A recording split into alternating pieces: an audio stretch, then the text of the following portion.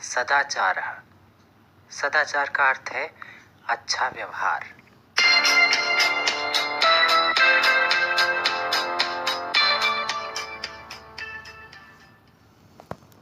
पाठ शुरू करने से पहले हम इसके शब्दार्थ को अच्छे से याद कर लेंगे ताकि इसके कठिन शब्दों का पता चल जाए और पाठ अच्छे से समझ में आ जाए। तो चलिए पाठ शुरू करते हैं। पहला श्लोक है यस्मिन् देशे य आचारः पारंपर्य क्रमागतः वर्णानां सांद्रालानां स सदाचार उच्यते। अर्थात किसी देश में जो व्यवहार परंपरा के रूप में चला आ रहा है उन वर्णों और उपवर्णों के बीच में उसी व्यवहार को सदाचार के नाम से जाना जाता है। इसका अर्थ है कि किसी समाज में जो व्यवहार हमें अच्छा आचरण करना सिखाता है और हमें शिष्टाचार सिखाता है वो व्यवहार परंपरा का रूप धारण कर लेता है। दूसरा श्लोक है श्वः कार्यम अद्य कुर्वीत पूर्वाह्ने च अपराह्निकं नहि प्रतीक्षते मृत्युः कृतमस्य न वा कृतम्। इसमें श्वः का अर्थ है आने वाला कल, अर्थात हमें आने वाले कल का कार्य आज ही कर लेना चाहिए और दोपहर के बाद का कार्य दोपहर से पहले ही कर लेना चाहिए, क्योंकि मृत्यु किसी की प्रतीक्षा नहीं करती है कि किसी ने वो कार्य किया है या नहीं। इसका भाव है कि मृत्यु किसी की प्रतीक्षा नहीं करती है, अर्थात मृत्यु का कोई समय निश्चित नहीं है। इसलिए हमें अपने महत्वपूर्ण कार्यों को समय रहते पूरा कर लेना चाहिए। अगला श्लोक है सत्यम ब्रूयात प्रियम ब्रूयात न ब्रूयात सत्यम अप्रियम प्रियम च न अनृतम ब्रूयात एषः धर्मः सनातनः।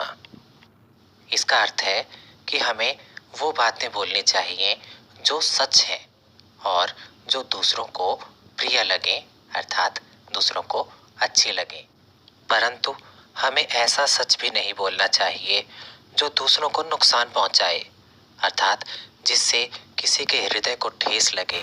हमें वो सच नहीं बोलना चाहिए। प्रियम च न अनृतम ब्रूयात, अर्थात अच्छा लगने वाला झूठ भी नहीं बोलना चाहिए। एषः धर्मः सनातनः, यही हमारा सनातन धर्म है। अगला श्लोक है सर्वदा व्यवहारे स्यात् औदार्यं सत्यता तथा ऋजुता मृदुता च अपि कौटिल्यम न कदाचनः।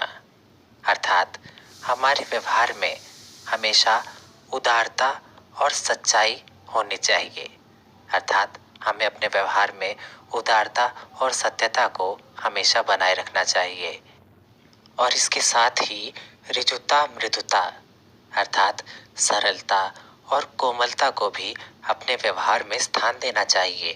कौटिल्यम न कदाचन, और हमारे व्यवहार में कुटिलता अर्थात टेढ़ापन, चालाकी, दूसरों को नीचा दिखाने की भावना, इन सब चीजों का हमारे व्यवहार में कोई स्थान नहीं होना चाहिए।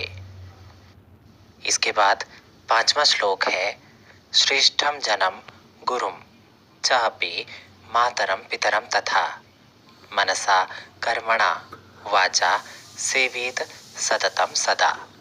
अर्थात हमारे जीवन में माता, पिता और गुरु का स्थान सबसे श्रेष्ठ माना गया है। इसलिए जो श्रेष्ठ व्यक्ति हैं, अर्थात जो बुद्धिमान व्यक्ति हैं, उनको अपने माता पिता और गुरुजनों की मन, कर्म और वचन से हमेशा सेवा करनी चाहिए, अर्थात इनका हृदय से सम्मान करना चाहिए। इस पाठ का अंतिम श्लोक है मित्रेण कलहम कृत्वा न कदापि सुखी जनः इति ज्ञात्वा प्रयासेन तदेव परिवर्जयेत। इसका अर्थ है कि मित्रों के साथ झगड़ा करके व्यक्ति कभी सुखी नहीं रहता है। इसी बात को जानकर, अर्थात इस बात को ध्यान में रखते हुए हमें इस विचार को त्याग देना चाहिए, अर्थात मित्रों से झगड़ा करने का विचार हमें त्याग देना चाहिए।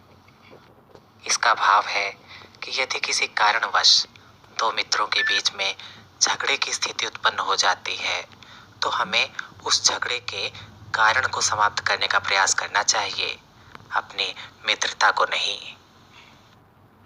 तो ये था कक्षा 7 की संस्कृत का छठा पाठ, सदाचारः।